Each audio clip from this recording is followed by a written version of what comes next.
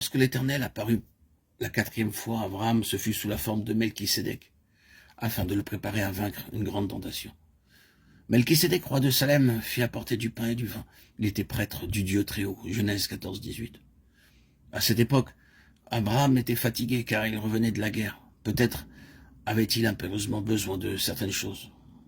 Le roi de Sodome lui conseilla de prendre le butin et de libérer ses hommes. Mais Abraham savait que la malédiction de Dieu reposait sur Sodome et Gomorrhe.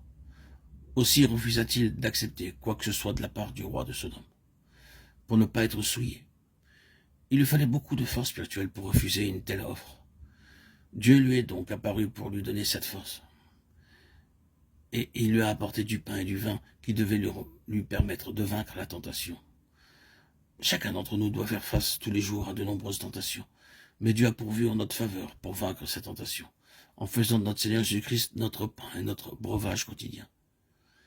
Nous devons le manger et le boire journellement par la foi. Nous devons dire, Seigneur, Jésus, tu es mon pain et tu es mon breuvage. Satisfais-moi et donne-moi la force intérieure et prépare-moi à résister aux tentations qui, vraisemblablement, vont m'assaillir aujourd'hui. Garde-moi d'être souillé par les choses de Sodome. Aide-moi à mettre ma confiance en toi et en toi seul. Aide-moi à regarder à toi seul dans tous mes besoins. Abraham refusa les biens, non à cause de sa propre richesse et du fait de n'avoir besoin de rien, mais parce qu'il dépendait entièrement et uniquement de Dieu pour tous ses besoins, jusqu'au lacet de chaussures. Il n'est pas nécessaire que nous nous adressions au roi de Sodome pour trouver de l'aide, car c'est de cette façon que beaucoup de croyants perdent leur foi. Lorsqu'ils veulent trouver un travail ou avoir un avancement, ils s'adressent à des gens du monde et emploient les méthodes du monde.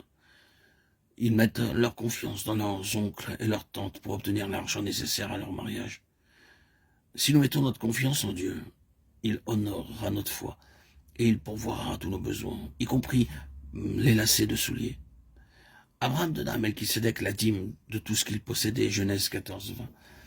Et il le fit pour témoigner qu'il avait vaincu l'ennemi avec l'aide de Dieu.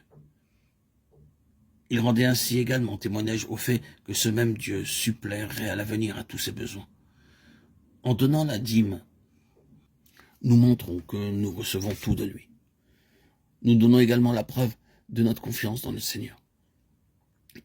Cette confiance de pouvoir subvenir à tous nos besoins. Lui nous donne. Il donne et reprend.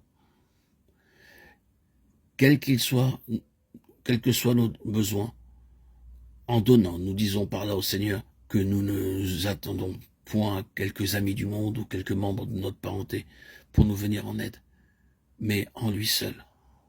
En toi, Seigneur, Jésus, j'ai confiance. En toi, je place ma confiance, Seigneur. Et cela est accompagné d'un acte qu'on appelle une offrande, une dîme. On redonne à Dieu ce qu'il nous a donné.